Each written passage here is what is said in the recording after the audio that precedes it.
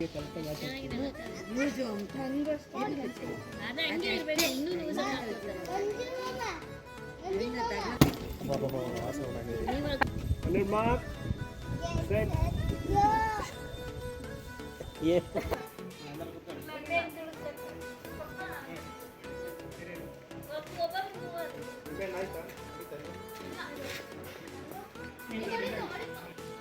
Friends, welcome back to my channel. So ಬಹಳಷ್ಟು ದಿನದಿಂದ ನಾನು ವೀಡಿಯೋಸ್ಗಳನ್ನ ಅಪ್ಲೋಡ್ ಮಾಡಿರಲಿಲ್ಲ. ವೀಡಿಯೋಗಳನ್ನ ಮಾಡಿ ಇಟ್ಕೊಂಡಿದ್ದೆ, ಬಟ್ ನನಗೆ ಅಪ್ಲೋಡ್ ಮಾಡೋದಕ್ಕೆ ಟೈಮ್ ಸಿಗ್ತಾ ಇರಲಿಲ್ಲ. ಕೆಲವೊಂದಿಷ್ಟು ಜವಾಬ್ದಾರಿಗಳಿದ್ದೇ ಇರುತ್ತೆ. ಹಾಗಾಗಿ ನಾನು ಸ್ವಲ್ಪ ದಿನದ ಮಟ್ಟಿಗೆ ಬ್ರೇಕ್ ತೊಗೊಂಡಿದ್ದೆ ಅಷ್ಟೇನೆ. ಸೊ ಮಾರ್ನಿಂಗಿಂದ ನಾನು ರೊಟೀನ್ನ ಸ್ಟಾರ್ಟ್ ಮಾಡ್ಕೊಳ್ತಾ ಇದ್ದೀನಿ. ಮಾರ್ನಿಂಗ್ ಬ್ರೇಕ್ಫಾಸ್ಟ್ಗೆ ಅಂತ ಹೇಳಿ ಇಡ್ಲಿನ ಮಾಡ್ಕೊಂಡಿದ್ದೆ. ಇಡ್ಲಿ ಕೂಡ ತುಂಬ ಸಾಫ್ಟಾಗಿ ಬಂದಿತ್ತು ಅಂತಲೇ ಹೇಳ್ಬೋದು. ಇತ್ತೀಚಿನ ದಿನಗಳಲ್ಲಿ ಏನಾಗ್ಬಿಟ್ಟಿದೆ ಅಂತ ಅಂದರೆ, ವೀಡಿಯೋಸ್ಗಳನ್ನ ಮಾಡಿ ಇಟ್ಕೊಂಡಿದ್ದೀನಿ, ಬಟ್ ಅಪ್ಲೋಡ್ ಮಾಡೋದಕ್ಕೆ, ವಾಯ್ಸ್ ಓವರ್ ಮಾಡೋದಕ್ಕೆ ನನಗೆ ಟೈಮೇ ಸಿಗ್ತಾ ಇಲ್ಲ. ಅಷ್ಟು ಬ್ಯುಸಿ ರೊಟೀನ್ ಆಗಿಬಿಟ್ಟಿದೆ. ಇಡ್ಲಿ ಜೊತೆಗೆ ಹಾಗೆಯೇ ವಡೆ ಕೂಡ ಮಾಡ್ಕೊಂಡಿದ್ದೆ. ಸೊ ಇದು ನನ್ನ ಮಗ ಕೇಳುವಂಥ ರೆಸಿಪಿ ಇದು. ಇಡ್ಲಿ ಮಾಡಿದೆ ಅಂತ ಅಂದರೆ ಇದನ್ನು ಕೂಡ ಮಾಡಲೇಬೇಕಾಗತ್ತೆ. ಜಾಸ್ತಿ ಏನು ಮಾಡೋದಕ್ಕೆ ಹೋಗೋದಿಲ್ಲ, ಸ್ವಲ್ಪ ಅಷ್ಟೇ ಮಾಡ್ಕೊಳ್ತೀನಿ.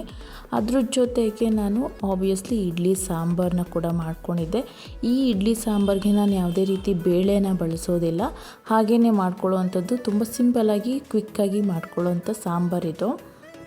ಸಾಂಬಾರಾಗಿರ್ಬೋದು, ಇಡ್ಲಿ ಆಗಿರ್ಬೋದು, ವಡೆ ಆಗಿರ್ಬೋದು, ಮೂರು ಕೂಡ ತುಂಬಾ ಚೆನ್ನಾಗಿ ಬಂದಿತ್ತು. ಟೇಸ್ಟ್ ಕೂಡ ಹಾಗೆಯೇ ತುಂಬಾ ಚೆನ್ನಾಗಿ ಬಂದಿತ್ತು ಅಂತ ಹೇಳ್ಬೋದು. ನನ್ನ ಮಗನ ಬಾಕ್ಸಿಗೂ ಕೂಡ ಇದನ್ನೇ ಕೊಟ್ಟಿದ್ದೆ. ಸೊ ಈ ಒಂದು ಇಡ್ಲಿ ಆಗಿರ್ಬೋದು, ವಡೆ ಆಗಿರ್ಬೋದು, ಈ ಥರ ಅವ್ನು ಕೇಳಿದ್ದನ್ನು ಮಾಡಿಕೊಟ್ರೆ ಚೆನ್ನಾಗಿ ತಿನ್ಕೊಂಡು ಬರ್ತಾನೆ ಅಂತ ಹೇಳಿ, ಹಾಗೆ ಮಿಡ್ ಸ್ನ್ಯಾಕ್ಸಿಗೆ ಅಂತ ಆ್ಯಪಲ್ ಮತ್ತು ಪೊಮೊಗ್ರನೇಟ್ನ ಕೂಡ ಕೊಟ್ಟಿದ್ದೆ. ಪೃಥ್ವಿಕ್ ಸ್ಕೂಲಿಗೆ ಹೋದರೆ ನನಗೆ ಆಲ್ಮೋಸ್ಟು ಅರ್ಧ ಕೆಲಸ ಮುಗ್ದಿರೋ ಹಾಗೆ ಅನಿಸುತ್ತೆ. ಸೊ ಅವನ ಸ್ಕೂಲಿಗೆ ಕಳಿಸಿದ ನಂತರ ನಾವು ಕೂಡ ಬ್ರೇಕ್ಫಾಸ್ಟ್ನ ಮಾಡ್ಕೊಂಡ್ವಿ.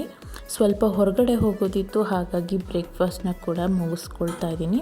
ಪೃಥ್ವಿಕ್ನ ಸ್ಕೂಲಿಗೆ ಕಳಿಸಿ ನಮ್ಮ ಬ್ರೇಕ್ಫಾಸ್ಟ್ ಮಾಡ್ಕೊಳ್ಳೋ ಅಷ್ಟೊತ್ತಿಗೆ ಎಲ್ಲ ಕೆಲಸ ಮುಗಿಸಿ ನಮಗೆ ಸೆಕೆಂಡ್ ಡ್ಯೂಟಿ ಸ್ಟಾರ್ಟ್ ಆಗಿಬಿಡುತ್ತೆ. ಸೆಕೆಂಡ್ ಡ್ಯೂಟಿ ಅಂತಂದರೆ ನನ್ನ ಮಗಳು ನೋಡಿ, ಈ ರೀತಿ ಅವಳಿಗೂ ಕೂಡ ಬ್ರೇಕ್ಫಾಸ್ಟ್ನ ಮಾಡಿಸ್ಬೇಕು. ಸೊ ಬ್ರೇಕ್ಫಾಸ್ಟ್ನ ಮಾಡಿಕೊಂಡು ಮೆಟ್ರೋಗೆ ಬಂದಿದ್ವಿ. ಮೆಟ್ರೋದಲ್ಲಿ ಸ್ವಲ್ಪ ಕೆಲಸ ಇತ್ತು, ಕೆಲವೊಂದು ಐಟಮ್ಸ್ಗಳನ್ನ ತಗೊಳ್ಳೋದಿತ್ತು, ಹಾಗಾಗಿ ಬಂದಿದ್ವಿ. ವೀಡಿಯೋಸ್ಗಳು ತುಂಬ ದಿನದಿಂದ ಮಾಡಿ ಇಟ್ಕೊಂಡಿದ್ದೀನಿ, ಬಟ್ ಅದನ್ನು ಅಪ್ಲೋಡ್ ಮಾಡೋದಕ್ಕಂತೂ ನನಗೆ ಟೈಮೇ ಸಿಗ್ತಾ ಇಲ್ಲ ಇತ್ತೀಚಿನ ದಿನಗಳಲ್ಲಿ. ನಮ್ಮ ಮನೆಗೆ ತುಂಬ ಹತ್ತಿರ ಇದೆ ಅಂತ ಹೇಳ್ಬೋದು. ಪೃಥ್ವಿಕ್ ಸ್ಕೂಲಿಂದ ಬರೋದ್ರೊಳಗಡೆ ನಮಗೇನೇ ಕೆಲಸ ಇದ್ದರೂ ನಾವು ಮುಗಿಸ್ಕೊಂಡು ಹೋಗಬೇಕಾಗತ್ತೆ.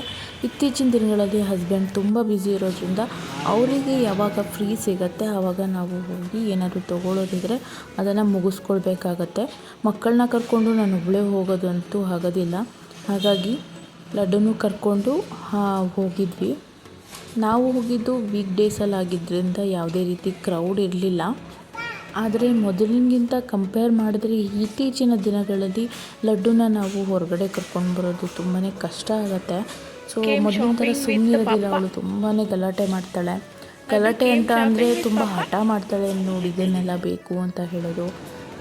ಕಾರ್ಟಲ್ಲಿ ಕೂಡ ಕೂರೋದಿಲ್ಲ ಆ್ಯಕ್ಚುಲಿ.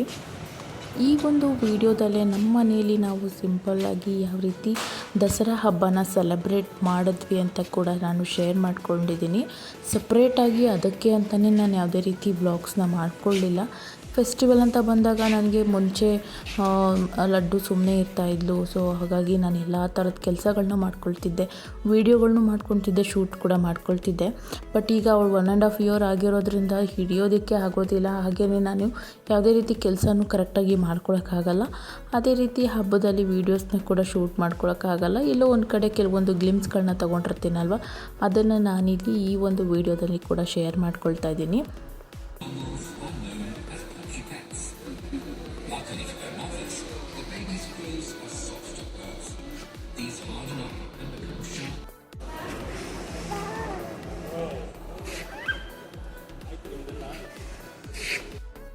ಮುಂಚೆ ಎಲ್ಲ ನಾವು ಹೊರಗಡೆ ಬಂದ್ವಿ ಅಂತ ಅಂದರೆ ನಮಗೆ ಮನೆಗೆ ಬೇಕಾಗಿರೋ ಐಟಮ್ಸ್ಗಳನ್ನ ನಾವು ಪರ್ಚೇಸ್ ಮಾಡ್ತಾಯಿದ್ವಿ. ಈಗ ಹೇಗಾಗ್ಬಿಟ್ಟಿದೆ ಅಂತ ಅಂದರೆ, ಹೊರಗಡೆ ಬಂದರೆ ಸಾಕು ನಮ್ಮ ಕಾರ್ಟಲ್ಲಿ ಬರೀ ಟಾಯ್ಸ್ಗಳಿರುತ್ತೆ, ಹಾಗೆಯೇ ಅವರಿಗೆ ಕೊಡುವಂಥ ಕೆಲವೊಂದು ತಿಂಡಿಗಳಿರುತ್ತೆ. ಮೆಟ್ರೋದಲ್ಲಿ ಹೇಗೆ ಅಂದರೆ ಕೆಲವೊಂದಿಷ್ಟು ಐಟಮ್ಸ್ಗಳು ವರ್ತ್ ಅನಿಸುತ್ತೆ, ಕೆಲವೊಂದಿಷ್ಟು ಐಟಮ್ಸ್ಗಳು ವರ್ತ್ ಅನಿಸೋದಿಲ್ಲ. ಈಗ ಏನಾದರೂ ಪ್ರಾವಿಷನ್ ಸ್ಟೋರು ಈ ಥರ ಇಟ್ಕೊಂಡಿರ್ತಾರಲ್ಲ, ಅವರಿಗೆ ಅಲ್ಲಿ ಏನಾದರೂ ಪರ್ಚೇಸ್ ಮಾಡೋದ್ರಿಂದ ವರ್ತ್ ಅಂತ ಅನಿಸುತ್ತೆ. ಸೊ ಸಣ್ಣ ಪುಟ್ಟ ಐಟಮ್ಸ್ಗಳನ್ನ ಅಲ್ಲಿ ತೊಗೊಳ್ಳೋದು ಅಷ್ಟೊಂದೇನು ವರ್ತ್ ಅನಿಸೋದಿಲ್ಲ. ನನ್ನ ಹಸ್ಬೆಂಡು ಶೂಸ್ನ ಪರ್ಚೇಸ್ ಮಾಡಬೇಕಾಗಿತ್ತು, ಹಾಗಾಗಿ ಹೋಗಿದ್ವಿ ಅಷ್ಟೇ. ಕೆಲವೊಂದಿಷ್ಟು ನಾವು ಒಂದನ್ನು ತೊಗೊಳೋದಕ್ಕೆ ಹೋದರೆ ಬೇರೆ ಬೇರೆ ವಸ್ತುಗಳನ್ನ ತೊಗೊಳ್ಬೇಕಾಗಿ ಬರುತ್ತೆ, ಈ ರೀತಿ ಮಾರ್ಟ್ಗಾಗಿರ್ಬೋದು ಮೆಟ್ರೋಗಾಗಿರ್ಬೋದು ಹೋದರೆ. ಸೊ ಅದಾದ ನಂತರ ನಾನು ದಸರಾ ಹಬ್ಬದ ವ್ಲಾಗ್ನು ಕೂಡ ಇದರಲ್ಲೇ ಶೇರ್ ಮಾಡ್ಕೊಳ್ತಾ ಇದ್ದೀನಿ. ಸೊ ಆವತ್ತಿನ ದಿನ ನಾನು ಹೂಗಳು ಏನೇನಿರುತ್ತೆ ಪ್ರಿಪ್ರೇಷನ್ಸ್ ಹಿಂದಿನ ದಿನವೇ ಎಲ್ಲ ಮಾಡ್ಕೊಂಡಿದ್ದೆ. ಸೊ ತುಂಬ ವೀಡಿಯೋಸ್ ಅಂತೂ ಏನು ಮಾಡ್ಕೊಂಡಿಲ್ಲ, ಕೆಲವೊಂದಿಷ್ಟು ಗ್ಲಿಮ್ಸ್ಗಳನ್ನ ಮಾತ್ರ ತೊಗೊಂಡಿದ್ದೆ. ಬೆಳಗ್ಗೆನೇ ಎದ್ದು ಆ್ಯಸ್ ಯೂಶ್ವಲ್ ಎಲ್ಲ ಥರದ ಪೂಜೆ ಕೆಲಸಗಳನ್ನ ಮುಗಿಸ್ಕೊಂಡಿದ್ದೆ. ಸೊ ರಂಗೋಲಿನೂ ಕೂಡ ಸಿಂಪಲ್ಲಾಗಿ ನನಗೆ ಯಾವ ರೀತಿ ಬರುತ್ತೆ ಆ ರೀತಿ ಹಾಕ್ಕೊಂಡಿದ್ದೆ ಅಷ್ಟೇನೆ. ಹಾಗೆಯೇ ಬುಕ್ಸ್ಗಳಾಗಿರ್ಬೋದು ಅಥವಾ ಕೆಲವೊಂದಿಷ್ಟು ವಸ್ತುಗಳನ್ನ ಇಟ್ಟು ಪೂಜೆ ಮಾಡೋದು ಇದ್ದೇ ಇರುತ್ತಲ್ವ. ಸೊ ನಮ್ಮ ಲ್ಯಾಪ್ಟಾಪು ಹಾಗೆಯೇ ಟ್ರೈಪೋಡನ್ನು ಕೂಡ ನಾನು ಪೂಜೆಗೆ ಇಟ್ಕೊಂಡಿದ್ದೆ, ಅದನ್ನು ಬಿಡೋದಕ್ಕಾಗೋದಿಲ್ಲ. ಅದೇ ರೀತಿ ಪೂಜೆನೂ ಮಾಡ್ಕೊಂಡಿದ್ವಿ. ಇದು ಬಂದು ನಮ್ಮ ಮಾವ, ನನ್ನ ಹಸ್ಬೆಂಡ್ನ ತಂದೆ, ಅವ್ರನ್ನ ಕೂಡ ನಾವು ದಸರಾ ಹಬ್ಬದಲ್ಲೇ ಪೂಜೆಯನ್ನು ಮಾಡುವಂಥದ್ದು. ಇದು ಯಾವುದೇ ರೀತಿ ಧೂಪ ಹಾಕೋದು ಆ ರೀತಿ ಯಾವುದೂ ಅಲ್ಲ. ಅವರು ದಸರಾ ಹಬ್ಬದ ಟೈಮಲ್ಲೇನೆ ತೀರ್ಕೊಂಡಿದ್ದಂಥದ್ದು. ಹಾಗಾಗಿ ದಸರಾ ಹಬ್ಬದ ಟೈಮಲ್ಲಿ ಅವ್ರದ್ದು ಕೂಡ ಪೂಜೆನ ಮಾಡ್ತೀವಿ. ಸೊ ಎಲ್ಲದನ್ನು ಇಟ್ಟು ಪೂಜೆ ಮಾಡಿ ಕೆಲವೊಂದಿಷ್ಟು ಗ್ಲಿಮ್ಸ್ ಅಷ್ಟೇ ತಗೊಳ್ಳೋದಕ್ಕೆ ಆಗಿತ್ತು. ನಾನು ಮುಂಚೆನೇ ಹೇಳ್ದಂಗೆ ಮುಂಚೆ ಥರ ನಾನು ವೀಡಿಯೋಸ್ಗಳನ್ನ ಮಾಡ್ಕೊಳಕ್ಕೆ ಆಗ್ತಾಯಿಲ್ಲ, ಹಾಗೆಯೇ ಅದನ್ನು ಎಡಿಟಿಂಗ್ ಮಾಡೋಕ್ಕಾಗ್ತಾಯಿಲ್ಲ, ವಾಯ್ಸ್ ಓವರ್ ಮಾಡೋದಕ್ಕೆ ಆಗ್ತಾಯಿಲ್ಲ. ಸಿಗುವಂಥ ಕೆಲವೊಂದಿಷ್ಟು ಸಮಯದಲ್ಲಿ ಮಾತ್ರ ನಾನು ಅದನ್ನು ಮಾಡ್ಕೊಳ್ಳೋದಕ್ಕಾಗತ್ತೆ ಅಷ್ಟೇ.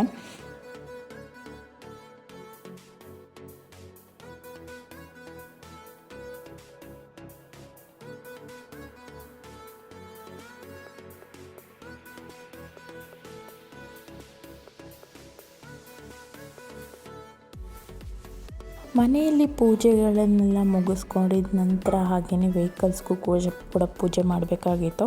ಅದಕ್ಕೆ ಆದಂಥ ಪ್ರಿಪ್ರೇಷನ್ಸ್ನೆಲ್ಲ ಮಾಡಿಕೊಂಡು ವೆಹಿಕಲ್ಗೂ ಕೂಡ ನಾವು ಪೂಜೆನ ಮಾಡಿಕೊಂಡ್ವಿ. ಇನ್ನು ಅಡುಗೆ ವಿಷಯಕ್ಕೆ ಬಂದರೆ ಪ್ರತಿಯೊಂದೂ ನಮ್ಮ ಅತ್ತೆನೇ ಮಾಡಿದರು. ಹಾಗಾಗಿ ನಾನು ಯಾವುದೋ ರೀತಿ ಫುಡ್ ಆಗಿರ್ಬೋದು, ರೆಸಿಪಿ ಆಗಿರ್ಬೋದು ಯಾವುದನ್ನು ಶೂಟ್ ಮಾಡ್ಕೊಳಕ್ಕಾಗಲಿಲ್ಲ.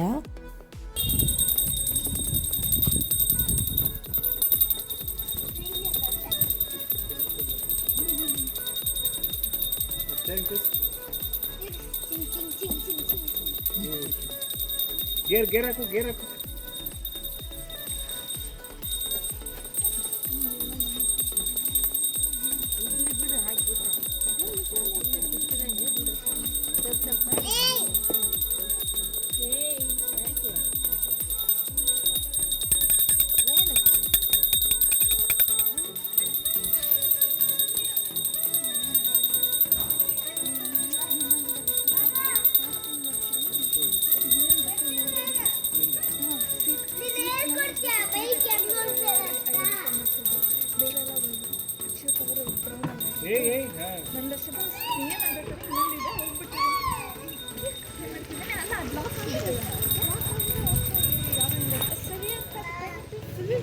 ಹಳೆದಾಗಿ ಇನ್ನೊಂದು ನಂಬರ್ ನೋಡಿದಾಗ ಗೊತ್ತಾಯ್ತು ಕ್ಯೂ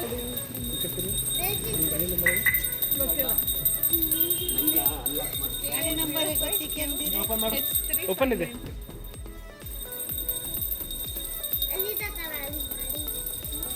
ನಾನು ನಿನ್ನ ಕಾರ್ ಓಡಿಸ್ಲಾ? ಅವ್ಳು ಬಿಡ್ಬೇಕು, ಕಾರ್ ಓಡಿಸಕ್ಕೆ ಬಿಡ್ತಾಳೆ.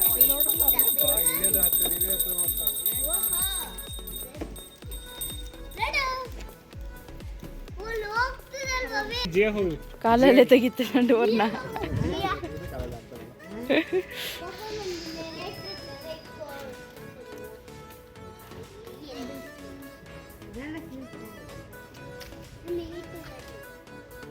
ಅಲ್ಲೇ ಕೂತು ಅಲ್ಲೇ ಹೈಟಿಗೆ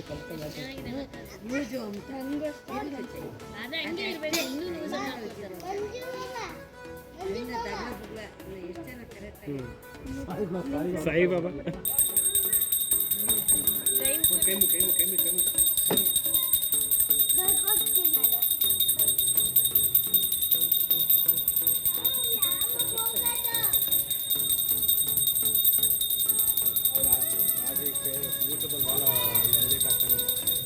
ಮೆಸೇಜ್ ಹಾಕ್ತಾರೆ ಯಾರು ಇವರು ಸಖತ ಪೂಜೆ ಮಾಡ್ತಾರೆ ನೆಕ್ಸ್ಟ್ ಟೈಮ್ ಬೇಕು ಗ್ಯಾರಂಟಿ ಮಂತ್ರ ಹಾಕ್ಬೋದು ಪೂಜೆ ಎಲ್ಲ ಇವರೆಲ್ಲ ಮಾಡ್ತಿದ್ದಾರೆ.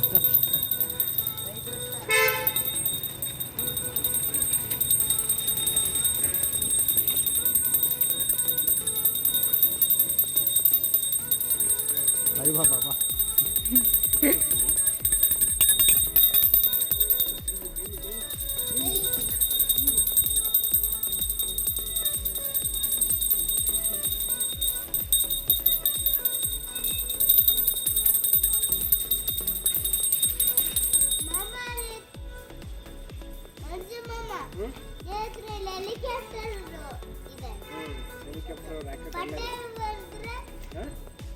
ಬಟ್ರೆ ಹೊಡೆದ್ರೆ ಮೇಲೆ ಹಾರೋದು.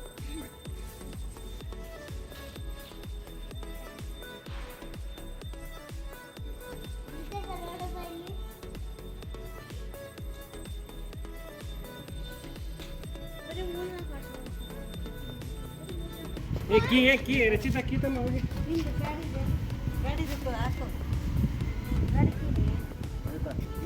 ಏನು ಗಾಡಿ ನೋಡಿ ಬಿಡು ಬಿಡು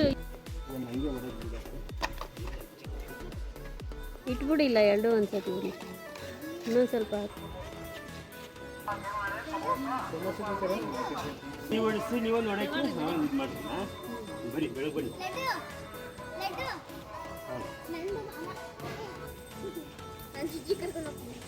ಮುಂದೆ ಹಂಗೆ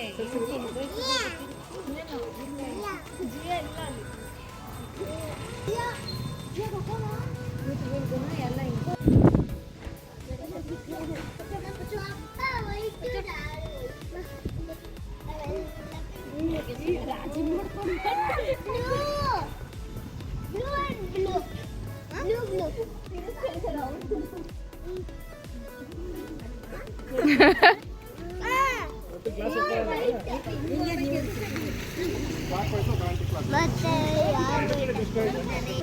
ನೆಕ್ಸ್ಟ್ ಇಯರ್ ಇದು ಹೊಸ ಬೈಕ್ ಬರಲಿ ಇನ್ನೊಂದು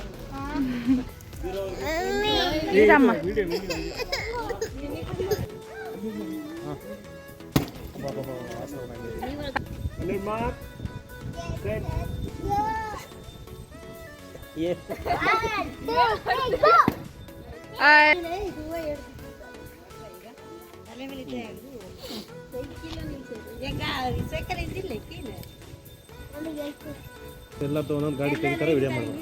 ನಾನು ಫಸ್ಟ್ ವಿಡಿಯೋ ಮಾಡ್ತೀನಿ ನಿಮ್ಮದು ನಮಸ್ಕಾರ ಮಾಡ್ಕೊಂಡು ನಿಮ್ಮ ಸ್ಕೂಟಿ ಕ್ಯಾಮ್ರಾ ಇದೆ ಎಲ್ಲರಿಗೂ ಗೊತ್ತಾಗ್ತದೆ.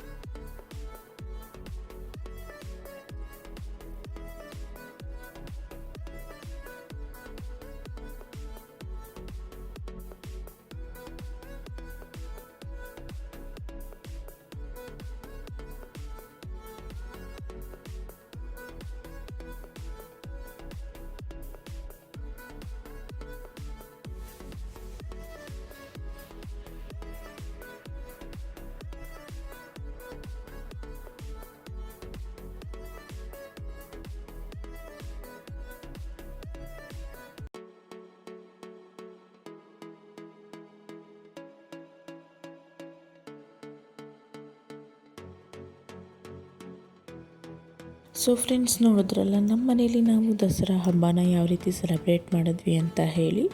ಐ ಹೋಪ್ ಈ ವಿಡಿಯೋ ನಿಮಗೆ ಇಷ್ಟ ಆಗಿದೆ ಅಂತ ಅಂದ್ಕೊಳ್ತೀನಿ. ಆದಷ್ಟು ನಾನು ಮತ್ತೆ ವೀಡಿಯೋಸ್ನ ಅಪ್ಲೋಡ್ ಮಾಡೋದಕ್ಕೆ ಟ್ರೈ ಮಾಡ್ತೀನಿ ಅಂತ ಹೇಳ್ತಾ ಮತ್ತೆ ಇನ್ನೊಂದು ವೀಡಿಯೋದಲ್ಲಿ ಸಿಗ್ತೀನಿ. ಯಾರೆಲ್ಲ ಸಬ್ಸ್ಕ್ರೈಬ್ ಮಾಡ್ಕೊಳ್ದೆ ಚಾನಲ್ನ ನೋಡ್ತಾ ಇದ್ದೀರಾ ಸಬ್ಸ್ಕ್ರೈಬ್ ಮಾಡ್ಕೊಂಡು ನೋಡಿ ಅಂತ ಹೇಳ್ತಾ ಮತ್ತೆ ಇನ್ನೊಂದು ಯೂಸ್ಫುಲ್ ವಿಡಿಯೋ ಒಂದಿಗೆ ಸಿಗ್ತೀನಿ. ಅಲ್ಲಿವರೆಗೂ ಥ್ಯಾಂಕ್ ಯು ಆಲ್.